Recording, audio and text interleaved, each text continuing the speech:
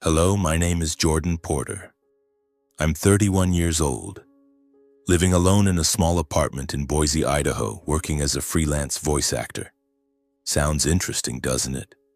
Using my voice to breathe life into animated characters, commercials, or even narrating a documentary about wild birds. Ironically, while my voice may echo through thousands of headphones, car speakers, or television screens within my own family, no one has ever truly listened to me. I grew up in Twin Falls, a small town a few hours' drive from Boise where the sky is a deep blue and the fields stretch out like a serene painting. But in the Porter household, that serenity never existed. Our home was always noisy, not with laughter, but with arguments, commands, and indifference. My father, James Porter, was the owner of a well-known auto repair shop in the area. He was a tall, imposing man with a voice as deep as a truck engine and a personality as unyielding as steel. He liked to control everything, from the way we ate and studied to the way we were supposed to think. For him, achievement was everything. A B+ on my report card was enough to make him frown, shake his head, and say, "Is that all you've got, Jordan?" My mother, Autumn, was different, but no less demanding. She was the kind of woman who wanted everything to be perfect, from the clothes she wore to the image our family projected to the neighbors. She could flash a radiant smile when meeting acquaintances, but the moment the door closed, she became an unrelenting critic. "Jordan, stand up straight, don't slouch like a failure," she would say, even when I was just sitting at the dinner table. I used to think she wanted me to be the perfect version of myself she had envisioned, but I was never good enough in her eyes. Then there's my older sister, Penelope, 2 years my senior. She's pragmatic, sharp, and always knew how to please our parents. Now married with a young child, she lives in a nice house not far from Twin Falls. My younger brother, Tyler, 4 years younger than me, was the family's golden child. Tyler lived like a free spirit, carefree and reckless, never having to take responsibility for anything. Our parents always shielded him, no matter how much trouble he caused. And me? I was the middle child, the most invisible member of the Porter family. My birthdays were often forgotten, or if remembered, they were marked with a hastily bought cake and half-hearted wishes. At my high school graduation, not a single family member showed up. Dad was busy at the garage, Mom was at the spa, Penelope was out on a date, and Tyler, probably at some party. I stood in the school courtyard watching other families embrace each other while I held nothing but a diploma and an emptiness in my heart. I'm not one to complain. Really. I've learned to accept that I'm not the center of anyone's world. But sometimes, in the long nights sitting in front of my microphone voicing a courageous hero, I wonder, does anyone truly hear me? Not this voice, but me, Jordan, the real person. The answer is always a painful silence. My life in Boise is fairly simple. I work from home in a small room with an old wooden desk, a high-quality microphone, and a laptop loaded with audio editing software. This job gives me freedom, but it's also lonely. I don't have many friends. My high school friends have left Twin Falls, and I'm not great at making new ones. I enjoy my own company, but that doesn't mean I don't crave connection. It's just that I've grown used to no one really noticing me. But there's one person who always made me feel like I existed. My grandmother, Eloise. She lives on a small farm about 15 miles from my parents' house, where cornfields stretch endlessly, and a dusty red road leads to her old wooden home. At 82, with white hair and a slightly hunched back, her eyes still shine with the warmth of an autumn sun. Every time I talk to her, I feel like more than just a shadow. She listens, truly listens, to every word I say. When I was young, during summers or holidays, my parents would drive me, Penelope, and Tyler to Grandma's farm. While Penelope was glued to her phone and Tyler ran around causing mischief, I was the only one who sat with her, listening to her tell fairy tales. She spoke of brave princesses, knights who never gave up, and even dragons capable of love. I loved the way she told stories, her voice slow and warm like a lullaby. Those memories are my treasures, bright gems in a childhood full of shadows. But even Grandma, the only person who truly saw me, couldn't fill the void left by my family. I still remember my 16th birthday when the whole family went to Penelope's graduation party, leaving me behind with Grandma. She baked me a butter cookie cake, placed a tiny candle on it, and sang "Happy Birthday" in her trembling voice. I smiled, but inside I wanted to cry. "Thank you, Grandma," I said, and she just held my hand tightly. Now, as an adult, I still call her every week. We talk about everything from the weather to the old movies she loves. She always asks, "Jordan, are you okay? How's work?" And I always reply, "I'm fine, Grandma." But the truth is, I'm not fine. I'm lonely. I long for my family to see me, to hear me, even just once. But every time I return to Twin Falls, I feel like a guest in my own home. I'm not angry at them. I'm just sad. Sad because I don't know what I did wrong to be treated this way. Was I not good enough? Not successful enough? Or simply not the person they wanted me to be? I tried. I tried to excel in school, to make my parents proud, but nothing I did ever seemed enough. Eventually, I gave up. I left Twin Falls, moved to Boise, and built a life of my own. A small, quiet life, but at least it's mine. Every night when I turn off the microphone and sit alone in my apartment, I look out the window at the twinkling city lights. I wonder if my family will ever truly see me. Will they ever listen? Or will I always be Jordan Porter, the one no one hears? But then, one fateful afternoon changed everything. It was an ordinary Thursday, the kind of day where you don't expect anything beyond finishing work and waiting for the weekend. I had just wrapped up a voiceover session for a dish soap commercial. Nothing glamorous, but enough to cover rent. I was sitting in a small coffee shop in Boise, a place I frequented to edit audio because the atmosphere made me feel a little less alone. The hum of the coffee grinder, the smell of toasted bread, and the soft murmur of strangers' conversations created a strange but comforting background noise. My colleague Mia, a freelance sound editor, texted our group chat, "Hey Jordan, buy a Powerball ticket. You might just change your life." She added a goofy grinning emoji as if the whole world knew it was a joke. I smiled and shook my head. I'd never been one to believe in luck. My life, from childhood to now, had been a series of efforts and disappointments. Luck? That was for other people, not me. But that afternoon, as I passed a convenience store on my way home, I stopped. Something about Mia's joke sparked a curiosity in me. I don't know why. Maybe I was just tired of the monotony of my life. Might as well try once, I told myself, stepping inside. I randomly picked 6 numbers without much thought and spent $2 on a Powerball ticket. The cashier, an old man with a kind smile, said, "Good luck, kid." I gave a faint smile, stuffed the ticket into my pocket, and forgot about it.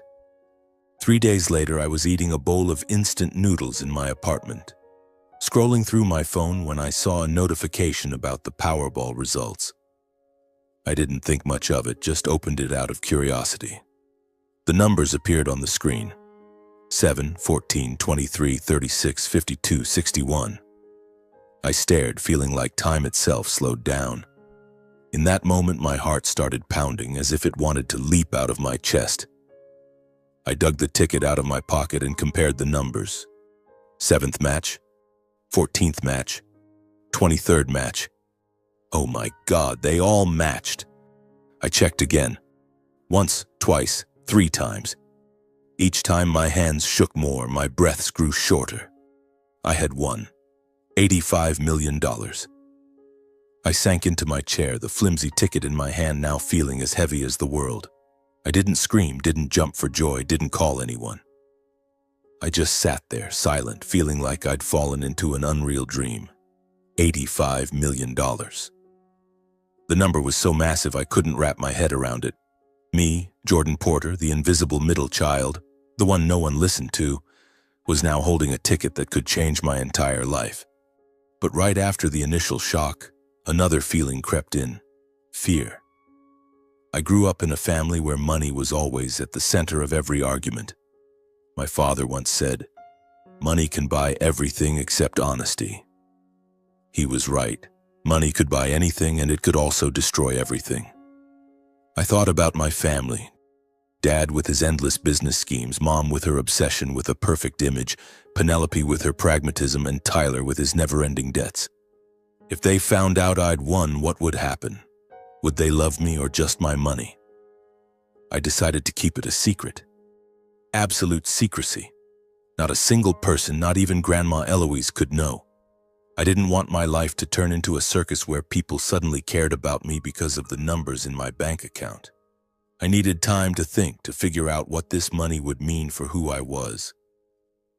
The next day, I contacted a lawyer in Boise, David Kessler, who specialized in handling large financial matters. I found him through an online review, and thankfully he was trustworthy. In his small but tidy office, I told him my story, my voice trembling as if I were confessing a crime. Mr. Kessler, with his thick glasses and reassuring smile, said, "You did the right thing by keeping it quiet. Now we need to protect this money and protect you." Under his guidance, I set up a trust called the Silverline Trust, a name I chose because it evoked a glimmer of hope, like the twinkling lights I gazed at through my window every night. I opted to claim the money anonymously, a legal option in Idaho. After taxes, I was left with about $52 million. The number was still overwhelming, almost suffocating. Mr. Kessler helped me invest a portion in safe index funds, another in real estate, and kept some in a savings account. "Keep living as you were, Jordan," he advised. "Don't let the money change you." And I did just that. I didn't buy a fancy car, move to a mansion, or throw extravagant parties. I stayed in my small apartment, kept eating instant noodles, and continued my voiceover work. But inside, I wasn't the same Jordan anymore. Every time I checked my bank account, I saw an unimaginable number, and with it a strange emptiness in my heart. The money didn't make me happier. It only made me lonelier because I knew I couldn't share this secret with anyone. 3 months had passed since the Powerball ticket changed my life. $52 million sat safely in the Silverline Trust, but it couldn't fill the void in my heart. I still called Grandma Eloise every week, listening to her talk about her small garden or the stray cat she'd been feeding. But I didn't dare mention the money. I wasn't afraid she'd change. I was afraid she'd see me differently. She was the only one who loved me for being me, not for anything else. But the longer I lived with this secret, the more I was haunted by a question. My family, who never truly saw me, what would they do if I needed them? If I didn't have $52 million, would they care? The thought clawed at me like a knife slowly piercing my chest. Then one morning, while I was in front of my microphone voicing a hero saving the world, an idea struck me. A test. A way to know the truth. I'd pretend to be in trouble. Not about money, but something life or death, like an illness. If they turned me away, I'd know where I stood in their hearts. If they helped, maybe I'd find a sliver of hope. I decided to say I had an illness requiring $5,000 for treatment. Not so much that they'd grow suspicious, but enough to test their compassion. I didn't want to call. I wanted to look them in the eyes, to see their true reactions. So I planned to drive back to Twin Falls, to the house where I'd always been a shadow. That morning, the sky was cold and gray, as if the weather knew the weight in my heart. I drove my old Honda through the familiar Idaho fields. The road to Twin Falls always stirred mixed memories, joy tangled with sorrow. When I pulled up to my parents' house, my heart pounded. The house looked the same. White picket fence slightly peeling, an old apple tree in the front yard. I took a deep breath, walked up the steps, and knocked. Mom opened the door, her smile quickly turning to surprise. "Jordan, why didn't you call ahead?" Her tone carried a hint of reproach, but she hugged me, a quick, shallow embrace. Dad was in the living room watching a football game on TV. He looked up, nodded. "Been a while," he said, then turned back to the screen. No questions, no warmth. I sat on the couch, feeling like a stranger in my own home. After some small talk about the weather and work, I gathered my courage. "Mom, Dad, I need to tell you something." I let my voice tremble as if holding back emotion. I went to the doctor. They found a health issue.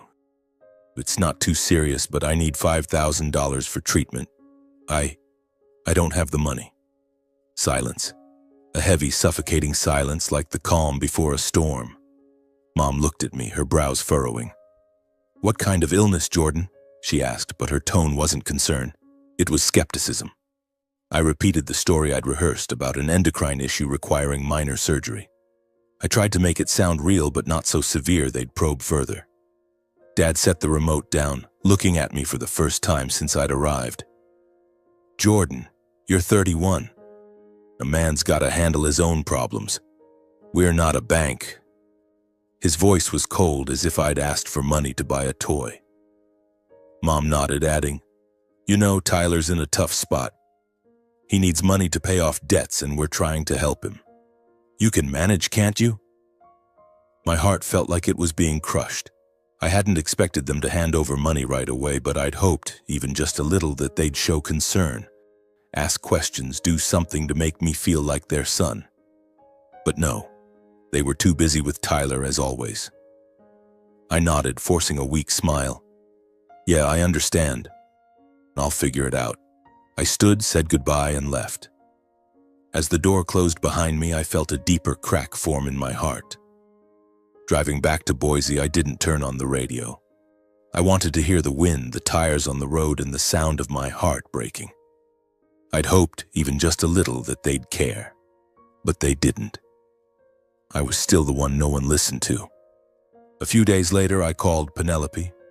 I thought maybe she'd be different. She was my sister, the one who shared bits of my childhood, however few.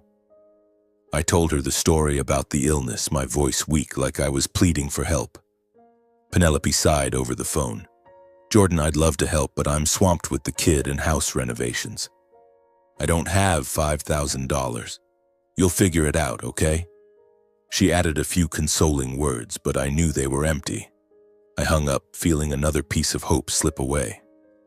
As for Tyler, I didn't even bother calling. I knew him. With his carefree lifestyle and endless debts, he'd never help me. I sat in my apartment, staring out the window. The city lights no longer sparkled. They were just dim specks, like my fading hope for my family. Then I thought of Grandma Eloise. She lived on a small farm 15 miles from my parents' house, where I'd spent the best summers of my life.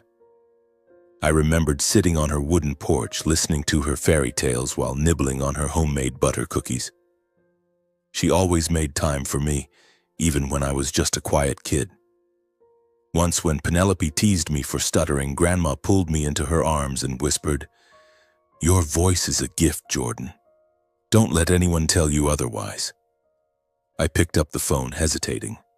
I didn't want to deceive her, but I needed to know. I called, trying to sound casual. "Grandma, how are you?" She laughed, her voice shaky but warm. "Jordan, your call makes me so happy. How are you, my boy?" I took a breath and told her the story about the illness. "Grandma, I'm in trouble.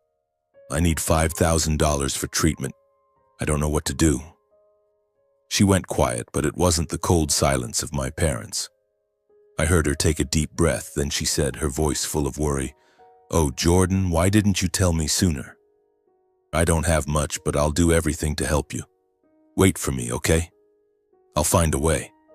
I heard the clink of the phone being set down, then the faint sound of her rummaging, slowly, carefully, as if checking her meager savings. My heart tightened. Grandma, with her modest pension, was ready to give me everything, while my family, who had more, turned their backs. I hung up the phone, tears streaming down my cheeks. I wasn't crying because of the made-up story about the illness. I was crying for Grandma Eloise, the 82-year-old woman living in an old wooden house amidst cornfields, who gave me something my entire family never did: unconditional love. I sank onto the sofa in my small apartment. The city lights outside the window blurred through my tears. I thought about the long years when I was just a shadow in the Porter family, and how Grandma was the only light guiding me. 3 days later, I received a text from her. "Jordan, I'm coming to Boise this weekend. Are you free, my boy?" I smiled, though my heart was still heavy. I replied immediately, "Yes, I'm free. I'll pick you up when you arrive." I didn't ask why she was coming. I knew. She was bringing what she thought would save me, even though I didn't actually need it. But to her, it was everything she had. On Saturday morning, I stood at the Boise bus station where old buses from the countryside often pulled in. The sky was clear, but the wind was biting, making me pull my coat collar higher. When the silver-white bus rolled up, I saw Grandma step off, her back slightly hunched, her white hair neatly tied back. She wore the green sweater she'd knitted herself, carrying an old cloth bag filled with vegetables from her garden, tomatoes, zucchini, and a few dirt-covered potatoes. In her other hand was a small tin box, the faint smell of buttery baked goods wafting from it. I ran to her, hugging her tightly, feeling the familiar warmth and scent of her, earth, grass, and a hint of lavender soap. "Jordan, you've gotten thinner," she said, looking at me with bright but worried eyes. "Are you eating enough? How's your illness?" I smiled, trying to keep my voice steady. "I'm okay, Grandma. I'm figuring things out." I didn't want to lie anymore, but I couldn't tell the truth. Not yet. We went back to my apartment. She sat on the sofa, placing the bag of vegetables and the tin of cookies on the table. Then she pulled an old yellowed envelope from her coat pocket, secured with a rubber band. "Jordan, this is $3,500, she said, her voice trembling but resolute. "It's what I've saved up. It's not the full $5,000, but I'll find a way to get the rest. Take this for now, okay?" I looked at the envelope in her hands, her frail fingers trembling with age. I knew that money was everything she had. Savings scraped together from her meager pension, money set aside for rainy days when the roof leaked or the heater broke. I took her hand, feeling the warmth and the calluses from years of gardening. "Grandma," I choked, tears spilling before I could stop them. "I can't take your money. I'll be okay." She shook her head, pressing the envelope into my hand. "Jordan, you're my grandson. If I don't help you, what am I living for?" Her voice was gentle but firm, as if nothing in the world could stop her from doing this. I hugged her, crying like a child. We sat down, ate her cookies, and sipped tea. She told me about her garden, the stray cat that had just had kittens, and the sunny days at the farm. I told her about my voiceover work, the characters I brought to life. But then, like a river flowing back to its source, we started reminiscing about the old days. I brought up the summers at her farm, when I was the only kid who'd sit and listen to her stories. "Do you remember, Grandma, the story about the knight and the dragon who could love?" I asked, smiling. She laughed, her eyes sparkling. "Of course I remember, Jordan. You were the only one who didn't run off to play. You sat and listened. You even asked a grandma, if I were a knight, could I defeat the dragon?" She mimicked my childhood voice, making me laugh. "Do you remember what I told you?" I asked. She looked at me, her gaze soft. "I told you that you didn't need to defeat the dragon. You just needed to listen to your heart. And you did, Jordan. Your voice, it's special." I fell silent. Through all the years I felt invisible, she had heard me. Not the voice I used for work, but my true voice. My thoughts, my dreams, my sorrows. She was the only one who truly saw me, and now here she was, ready to give me everything she had. In that moment, I made a silent promise to myself. I would ensure Grandma lived her final years in happiness and comfort. I didn't want her worrying about a leaking roof or medical bills. I wanted her to live in a warm home with a new garden where she could plant flowers and tell stories to the neighborhood kids if she wanted. A week later, I contacted a real estate company. I found a house on the outskirts of Boise, not extravagant but spacious, with a small garden and large windows to let in the sunlight. It had 3 bedrooms, a cozy living room, and a porch overlooking a grassy field. I pictured her sitting there, sipping tea and watching the sunset. I didn't tell her anything, just quietly finalized the paperwork. When everything was ready, I drove to the farm and said, "Grandma, I want to invite you to live with me in Boise. I found a new place. It's beautiful." She was surprised, but her eyes lit up as I described the house. "Jordan, are you sure?" "I'm old. I don't want to be a burden." I took her hand, smiling. "You're never a burden. I want you with me." Finally, she nodded, and I saw a rare, joyful smile spread across her face.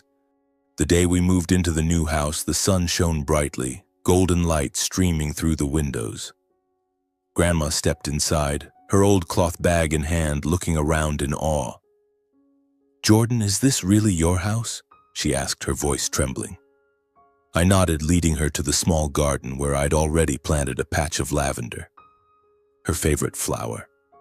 She stood there, breathing in the scent, and I saw tears glisten in her eyes. "Thank you, Jordan," she whispered. I hugged her, feeling my heart whole for the first time in years. We cleaned, unpacked, and laughed like children. That evening, we sat on the porch, eating her homemade cookies and watching the fiery red sunset.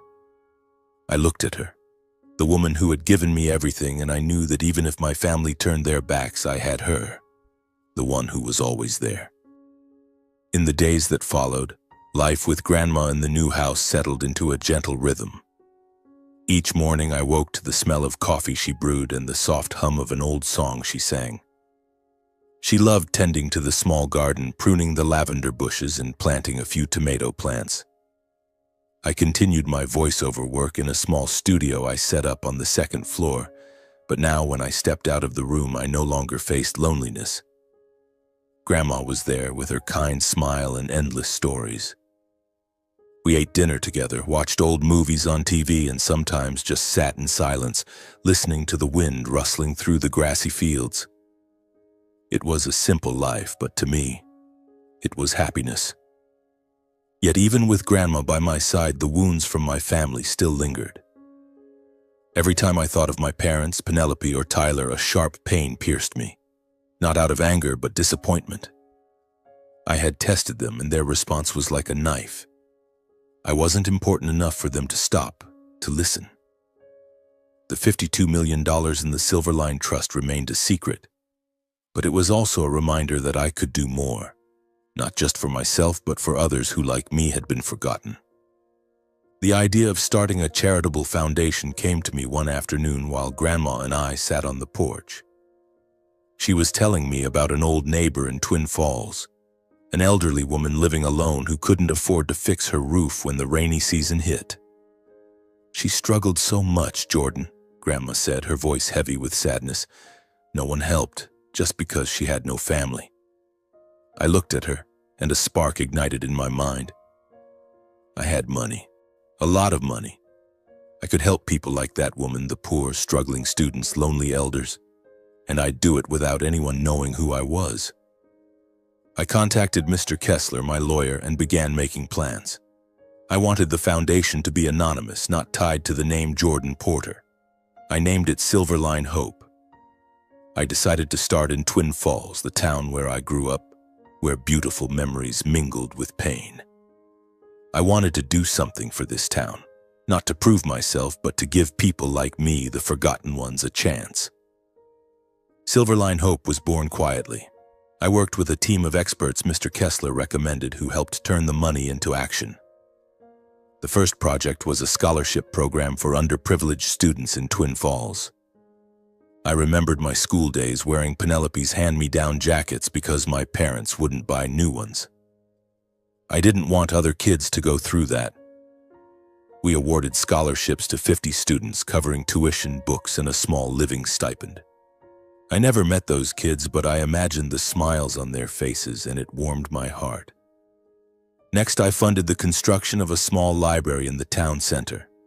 Twin Falls had never had a proper library, just an old reading room with worn-out books. I wanted kids to have a place to dream, to read fairy tales like the ones Grandma told me. When the project began, I received emails from the foundation's management team, including photos of the library's framework going up. I sat in my room looking at the pictures, feeling a strange, unfamiliar joy, the joy of giving without expecting anything in return. The third project was a community health clinic. I thought back to my fabricated story about an illness And though it was a lie, I knew many in Twin Falls couldn't afford doctor visits. The clinic would provide free health care for the poor and elderly. As I approved the plans, I pictured Grandma with her modest pension, never having to worry about medical bills again.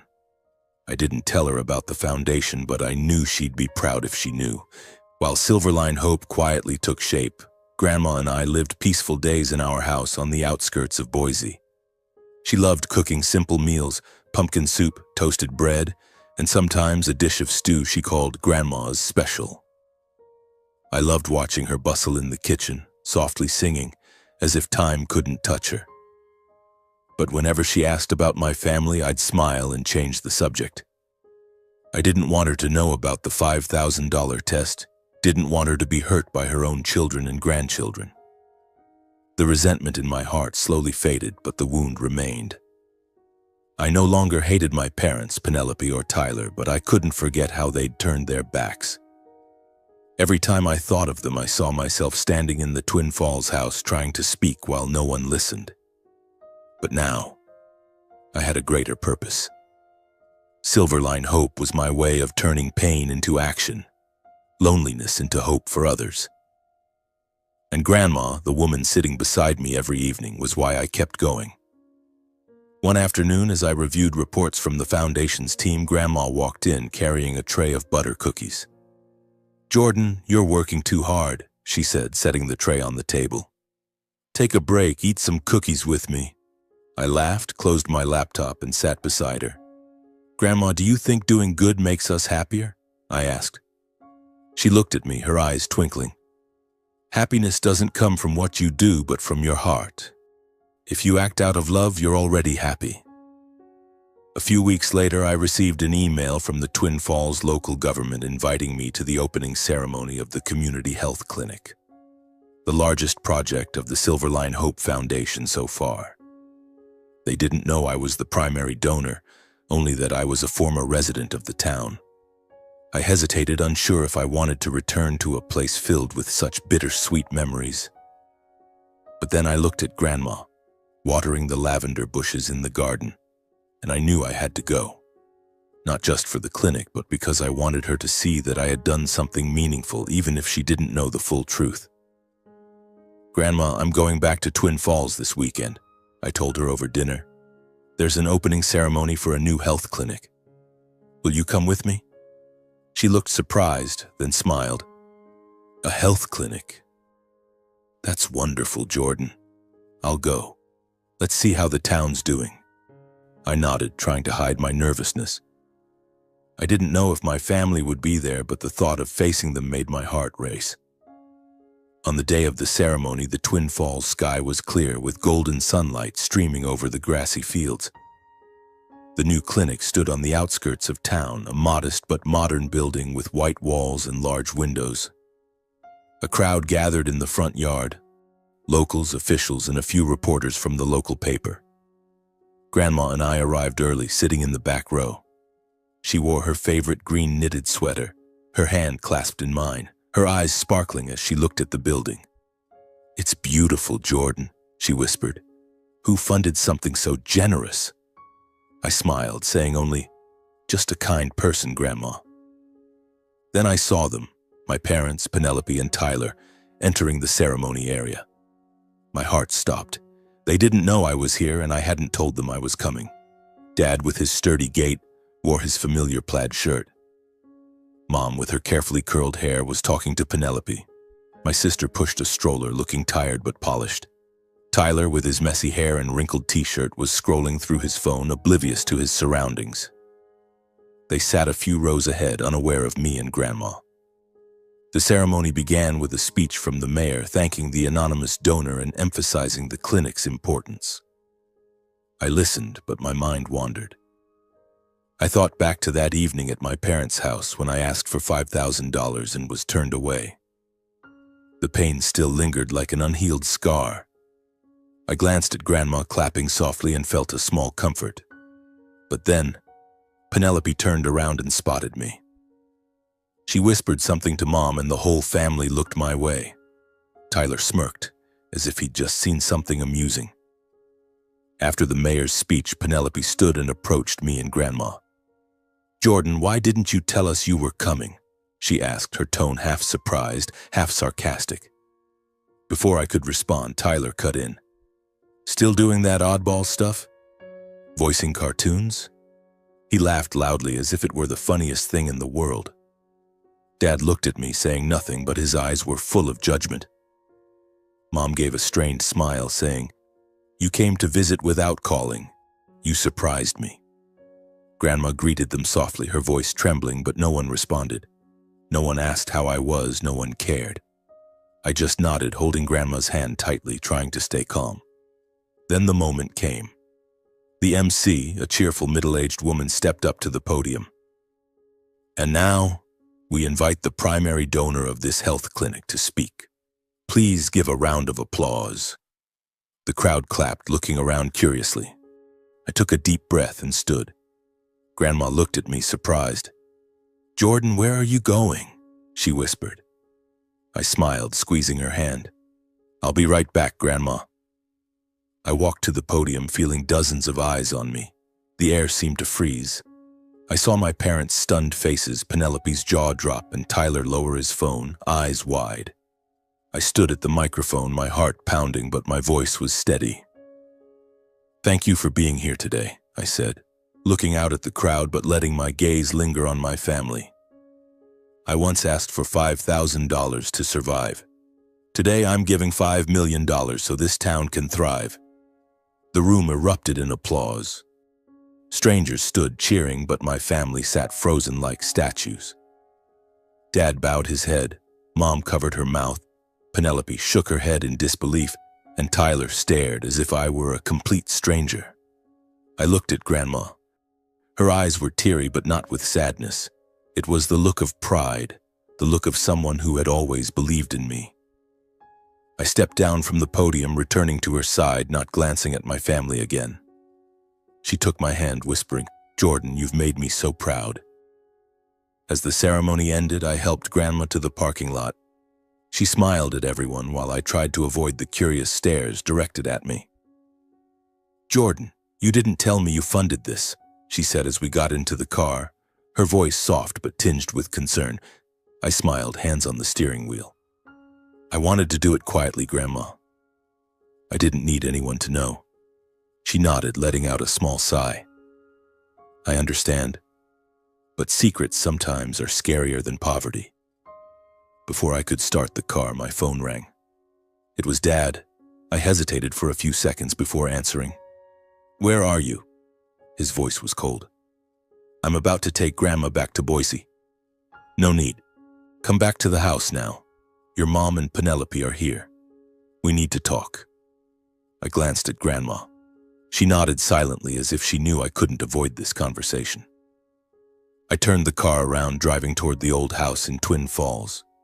The sun had fully set, leaving only a faint orange glow on the horizon. The closer we got, the tighter my stomach knotted. My parents' house looked exactly as it did when I left. Neatly trimmed lawn, white-painted porch. But the yellow light spilling from the windows made it feel like it was watching me, judging, cold. When Grandma and I walked in, everyone was already waiting. Dad sat in his armchair, his face stern. Mom sat nearby, her hands clasped tightly. Penelope leaned against the wall and Tyler sprawled on the sofa, phone in hand. No one smiled, no one greeted us. The air in the room felt thick, heavy. I stood still, looking at the familiar yet distant faces, and knew this moment would change everything. "Jordan, sit down," Dad said, his voice low but sharp. I sat, feeling like I was walking into a courtroom. "You owe us an explanation," he continued. "That health clinic, $5 million. Where did you get that money?" I took a deep breath, knowing I couldn't hide anymore. "I won the lottery," I said, my voice calm. "Powerball, $85 million. After taxes, about $52 million. I set up a trust and I used some of it for things like the clinic." Silence. A heavy, suffocating silence, as if the room had been drained of air. Mom spoke first, her voice trembling. $52 million? Jordan, why didn't you tell your family? But before I could answer, Tyler sat up, his eyes gleaming. Are you serious? 52 million? Man, you're loaded. Penelope looked at me, her surprise replaced by something colder, calculation. Then it began.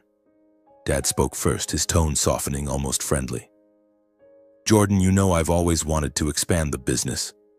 A new garage, maybe a chain of repair shops. We could invest together. You've got the money, I've got the experience. I looked at him, saying nothing, just nodding slightly. Penelope jumped in, her voice sweet but calculated. Jordan, I'm planning to open a fashion boutique. Just a few $100,000 and I'll pay you back. You'll help me, right? I looked at her, giving a faint smile. Tyler predictably laughed loudly. Bro, let me borrow a fancy car. A BMW or something just to drive for a few months. He spoke as if I were a bank with no interest. I sat there listening, but a coldness settled in my heart. They didn't ask how I was, what I'd done with the money, or why I kept it a secret. They only saw the $52 million, not me. Jordan, the son, the brother they'd always overlooked. No, I said, my voice cold but clear. I'm not investing with anyone, not lending a car, and not giving money to anyone. The room froze. Dad slammed his hand on the table, his face red. Jordan, are you that selfish? We're your family. Mom looked at me, her eyes teary, but I knew it wasn't out of care for me. You can't turn your back on family like this, Jordan. We raised you. Penelope shook her head, muttering something to Tyler, and I caught the word ungrateful. Tyler just shrugged, but his eyes burned with resentment. I looked at Grandma, worried she might waver, but she, small yet steadfast, gripped my hand tighter. Jordan's done the right thing, she said, her voice slow but firm. He has the right to decide his own life. Don't pressure him. My parents were stunned, not expecting Grandma to take my side. Penelope and Tyler glared at her as if she'd betrayed them. The meeting ended in tension. I stood helping Grandma out, not looking back. But I knew they wouldn't let it go. A few days later, I heard my parents were bad-mouthing me to relatives, saying I was rich but stingy, that I'd turned my back on family. Penelope and Tyler were worse. They took to social media, posting veiled comments calling me selfish and ungrateful. One of Tyler's posts read, "Some people win 52 million and won't share a dime with their own brother." I read those words, my heart aching, but I didn't respond. I didn't want to get dragged into that fight. Instead, I returned to the house in Boise where Grandma was waiting. We sat on the porch, sipping tea and watching the city lights twinkle. "Don't let them make you sad, Jordan," she said, stroking my hair like when I was a child. "You have a good heart, and that's what matters most." I smiled, feeling her warmth. Even if the world turned its back on me, I had her, and I had Silverline Hope, where I could keep doing what was right. 6 months passed, and life with Grandma in Boise flowed as peacefully as a slow-moving river. I continued my voiceover work, spending each day in front of the microphone, breathing life into characters I'd never meet. The Silverline Hope Foundation grew steadily, with more scholarships awarded, the Twin Falls Library opening its doors, and the health clinic saving dozens of lives. I stayed out of the public eye, accepting no thanks, but each report from the Foundation's team was a small spark, reminding me I was doing something meaningful. But while I was building a better world, my family in Twin Falls was falling apart. I heard from an old friend that Tyler, my younger brother, had spiraled into debt.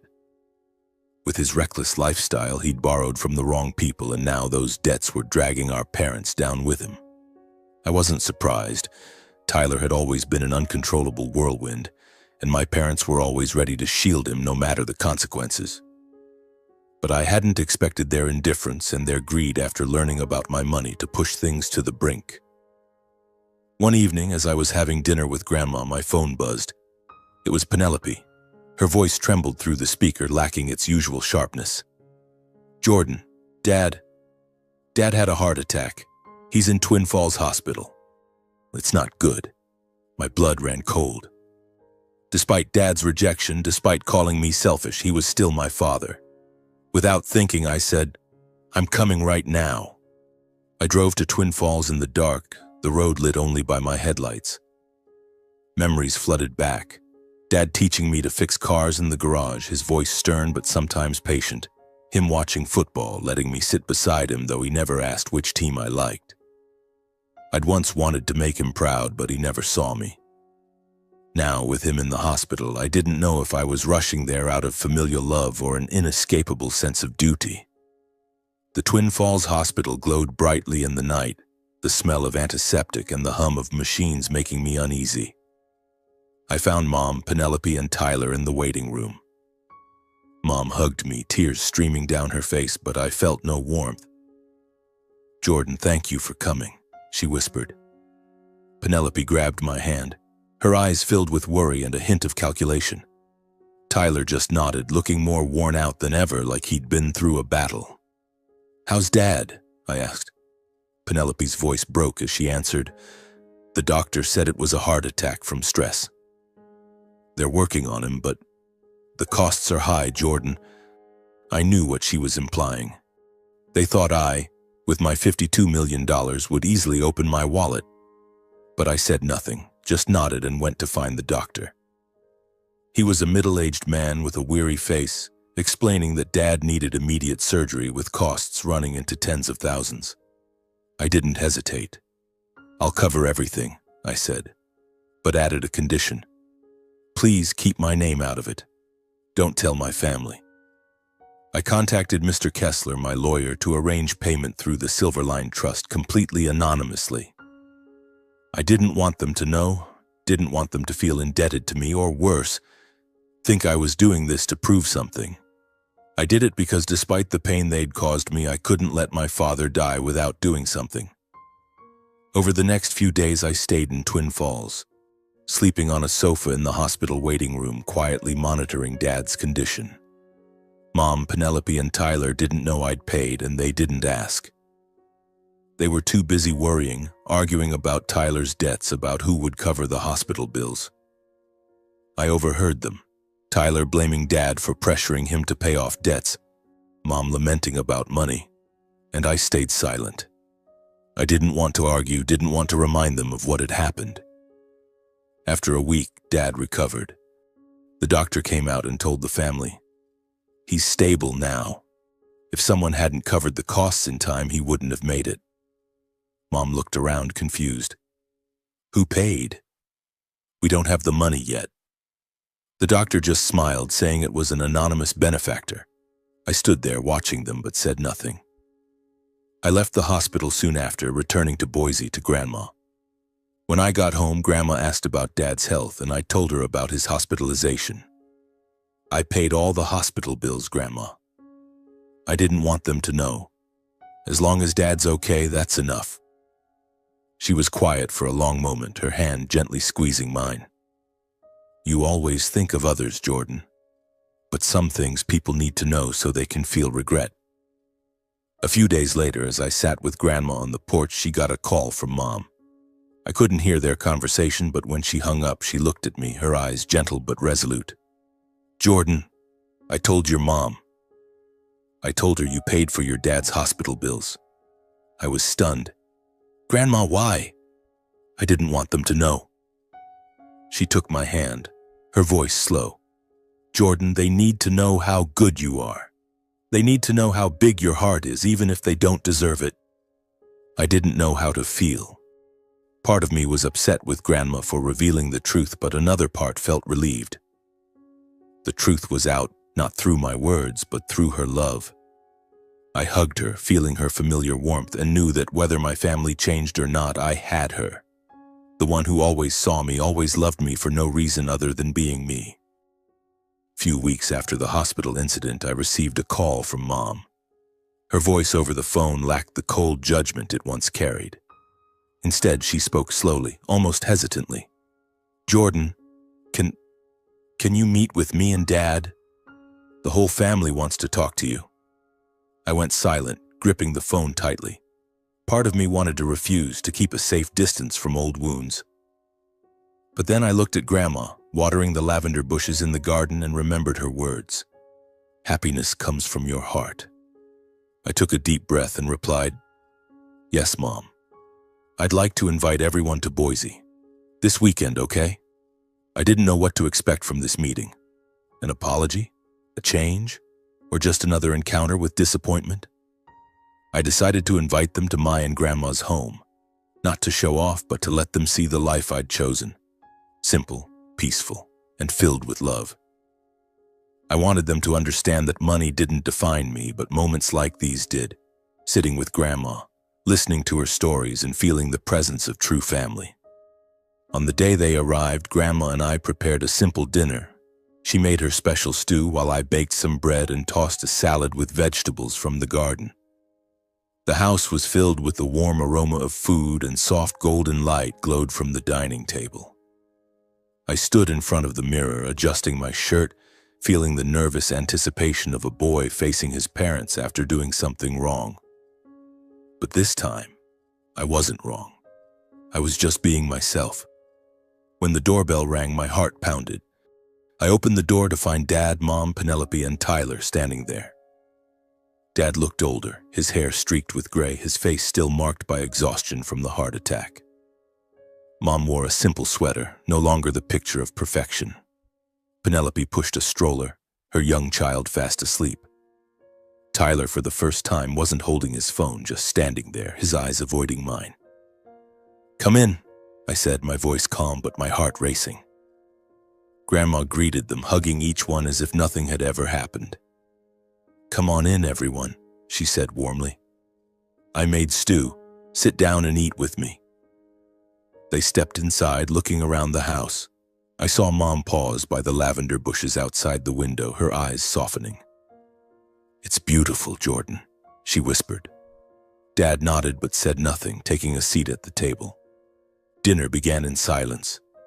The clink of spoons against bowls, the soft sound of chewing, and the whistle of wind through the grassy fields were all I could hear. I looked at them, my family, the ones who had turned their backs on me, who had made me feel invisible. Now they were here in my home, and I didn't know where to begin. Finally, Dad spoke, his voice hoarse. "Jordan, I'm sorry. I didn't know what you did for me, for the town. I was wrong to call you selfish." He bowed his head, hands gripping the edge of the table. Mom placed a hand on his shoulder, her eyes teary. "I'm sorry too, Jordan. I didn't realize how much you were hurting. I just wanted our family to be okay." Penelope looked at me, her voice trembling. "I haven't been good to you, Jordan. I was too caught up in my own life to remember you're my brother." Tyler, for the first time, didn't joke or mock. "Jordan, I'm sorry. I've been a lousy brother, but thank you for saving Dad." I sat there listening, feeling a wall in my heart slowly crumbling. I didn't know if their apologies were genuine or sparked by the knowledge that I'd paid Dad's hospital bills, and that I had millions at my disposal. But looking into their eyes, I saw a flicker of sincerity, not perfect but enough to make me want to believe. "Thank you," I said softly. "I don't want to hold grudges. I just want us to be a family." Grandma squeezed my hand under the table as if to say she was proud of me. Dinner continued, the tension easing, though moments of silence lingered. We talked about small things, the weather, Penelope's job, Dad's health. No one mentioned money or the Silverline Hope Foundation. And I knew, though it was a fragile start, this was the first dinner in years where we sat together without resentment, only quiet tears. As they left, Mom hugged me longer than usual, and Dad placed a hand on my shoulder, his eyes free of judgment. Penelope promised to call more often, and Tyler, before getting into the car, looked at me and said, "Jordan, I'll try to be a better person." I nodded, making no promises but feeling a small spark of hope in my heart. I went back inside, finding Grandma washing dishes. "You did well, Jordan," she said, smiling.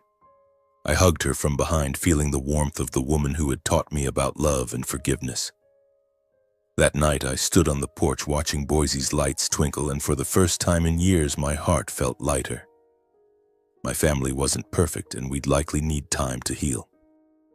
My story doesn't end with the $52 million, though that money changed my life. It's not about the times my family turned their backs on me or the wounds I carried from childhood. My story is about the journey to rediscover myself, to learn how to love and forgive, and to realize that a person's worth lies not in what they possess but in what they choose to do with their life.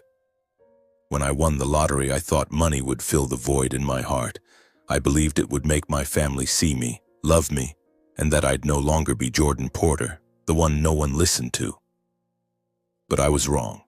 Money didn't bring love, nor did it erase scars.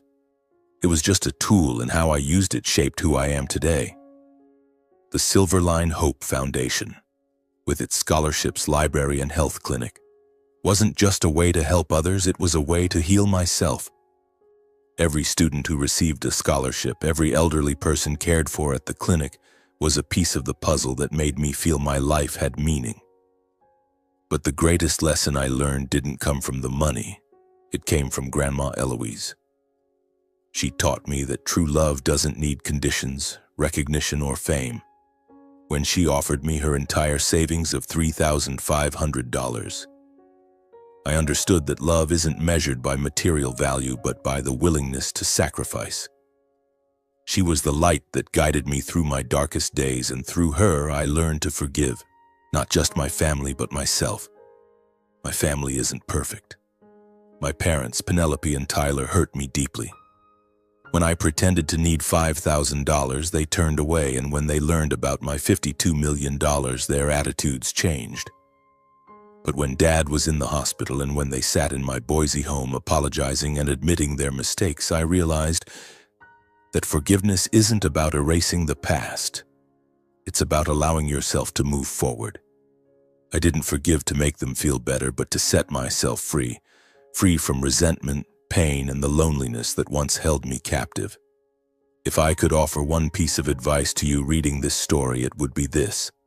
Listen to your heart, as Grandma told me. Don't wait for others to validate your worth, because sometimes even those closest to you won't see you. Find the people who truly love you like Grandma did for me and cherish them. Do good not for praise, but because it makes life worth living. And if you carry wounds, don't be afraid to face them. Forgiveness isn't weakness. It's the greatest strength you can have. I still live in Boise in the suburban house with the lavender garden. Grandma still makes butter cookies and tells me fairy tales, though she often falls asleep mid-story now. The Silverline Hope Foundation continues to grow, bringing hope to people I'll never meet. My family visits occasionally, and though things aren't what they once were, we're learning to be a family, one step at a time. Each night I stand on the porch watching Boise's lights twinkle. But now, they're no longer a symbol of loneliness. They're a reminder that I've found my voice, not just in the microphone, but in the things I do, the love I give, and the heart I carry. And if you're feeling invisible, know this: you're not alone. Listen to your heart, and you'll find your own light.